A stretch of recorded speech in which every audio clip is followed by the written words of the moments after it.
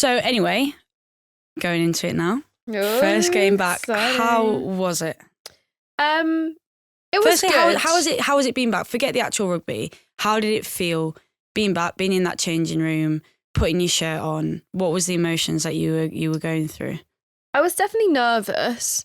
The kickoff was 5:30, so I don't think that helped everything, because I think I had a long day to think about everything rather than like a 2:30 kickoff. Like you kind of get up, you have breakfast, because I live an hour away from Stonex, like have to leave a little bit earlier, and then I get there and then it's all kind of like merged in and you're kind of playing. Whereas the 5:30 kickoff allowed me to like just kind of sit on the sofa and be like, what were you thinking of? I wanna know what's nothing. going But that's on the in your thing, head. like, as in, I was just thinking, well, I can't do too much because I'm playing a game, but I also don't just want to sit here. Yeah.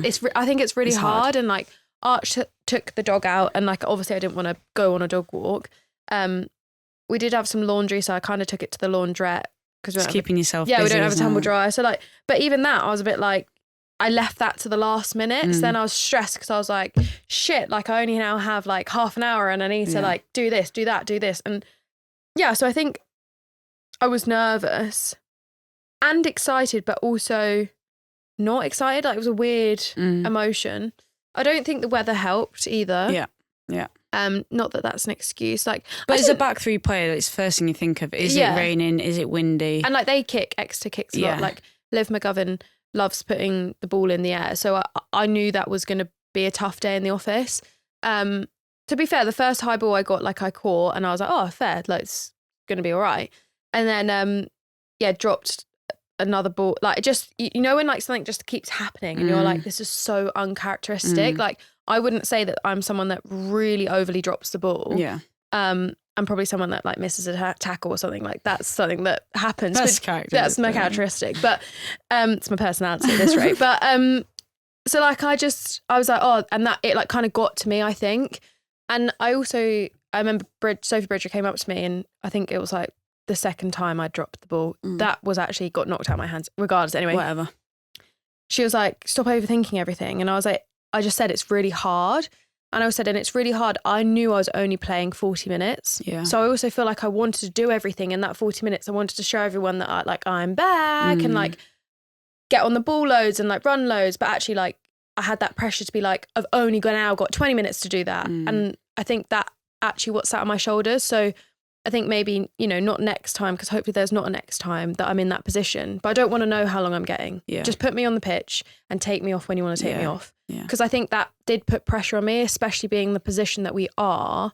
You don't get many touches. You don't get many involvements. So actually every time you do that, you think, I need to do something when I didn't need to do anything. I just needed to do what I do. And I think this is quite good insight, because obviously we've had a lot of questions in the past around pressure coming back from injury, and I think it's quite easy for us to sit and give advice, but obviously you've been in that position now, and like you're saying, if there was a next time, what you'd learn from it, and probably what would be the message that if you were to listen to this back when you need it, hopefully the touch wood there's not next time, but there's people that listen to us. What would be that advice now you've done it real time, and from someone that's at the top of the game?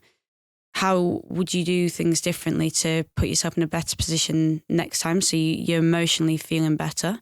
I think it's definitely that pressure of knowing I've only got a certain amount of minutes. I think didn't help at all. Weather, fine, but like have to rule that out.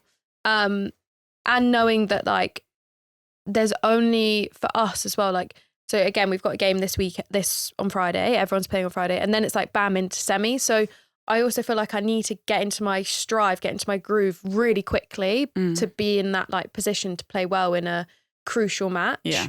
But again, like it's not putting pressure on myself. And actually, if I look at the game, I probably had a way better defensive game than I've probably had, not in a long while, but actually that's probably what stood out more than my attacking game. And actually, if I look back and think, okay, well, if 3 years ago, if I'd been out for 5 months, I probably would have missed all those tackles because that's not something that I would have been confident and not able to do. Where actually, like, I had that ability to be like, no, I'm going to hit you. And I actually enjoyed it. Like, I enjoyed making the tackles and like the physicality. So maybe that has also been like, okay, well, I know that, and I've spoken about this before, just because I haven't scored a try doesn't mean I've had a bad game. Yeah, I think that's the thing. Like when you were speaking, I was thinking about, you know, being the player that you are, people expect a lot, and pressure, whether that you see that as pressure or not, expectation does hold quite a bit of weight. And I think you've got to take some pride in that people have high expectations of you, but you've also got that high expectation of yourself. But also, when I watched the game, there was loads of mistakes from everybody. Losers. Yeah, You've been playing. Everyone was making mistakes, and which was uncharacteristic of everybody. So I also think it was a high. So Lewis Stones, one of our coaches, actually spoke to me Monday, and he said, reflecting on it, it was a big game for you to come back in. Yeah, it like meant a lot. Like, you know, we needed. Exeter wanted to win to hopefully get into the top 4, which they obviously haven't done now. We wanted to get a win to help us secure a home semi-final.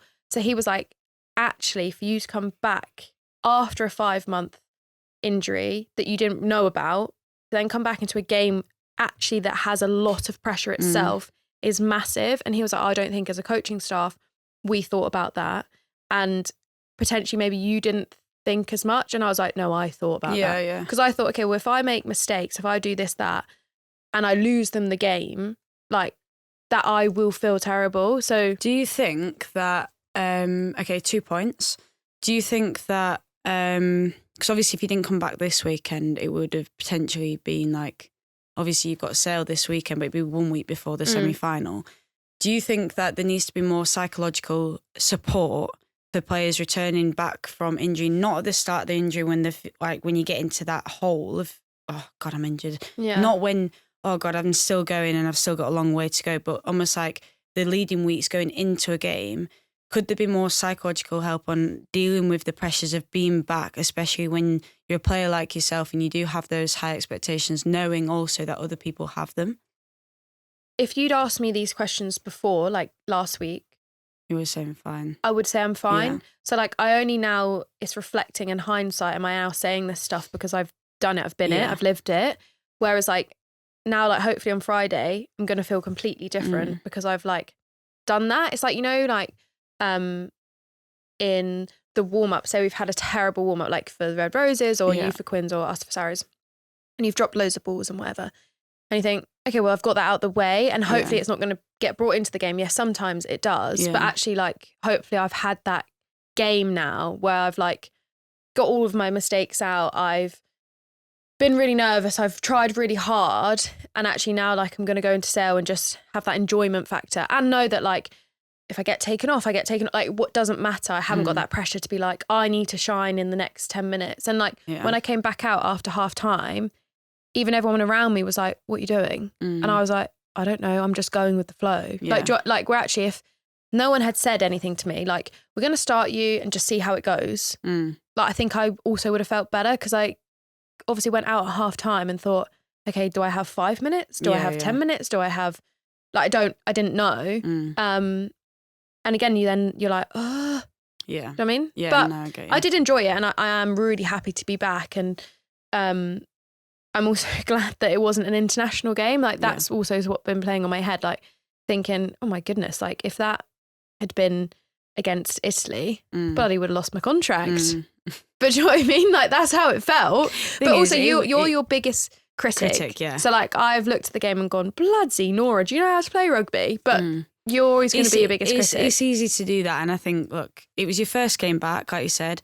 You brush off the cobwebs. You learn from maybe like the mistakes that were being made or like emotionally and psychologically how you built into that game. And you just go into the next game almost like, okay, scrap that. Yeah. We've still got the next game. We've still got a semis. How do I put myself in the best position? And like I said, everyone was making mistakes. It's so easy to have a magnifying glass on your game, especially when you do something and you're like playing it over in your head. And you're like, God, if I just did this slightly differently. But that's credit to you as a player because you're a good player. And I think now the best thing that you can do is go, right, okay, let's go have fun. Done. Yeah, 100%. It's over with. Because otherwise you'll have that weight, you'll be tense going into the next few games, which we don't want. Well, you might want that. I want that. Spiral bomb. Oh, funny. Well, okay, so moving on from me, because that was a lot. And... Oh, by the way, Sarries won. Yeah. If you didn't say Sarries won, so they actually, they won. We won and we... They're second now, so. Yeah. And we knocked Chiefs out of the playoff contentions. So you're welcome, Bristol.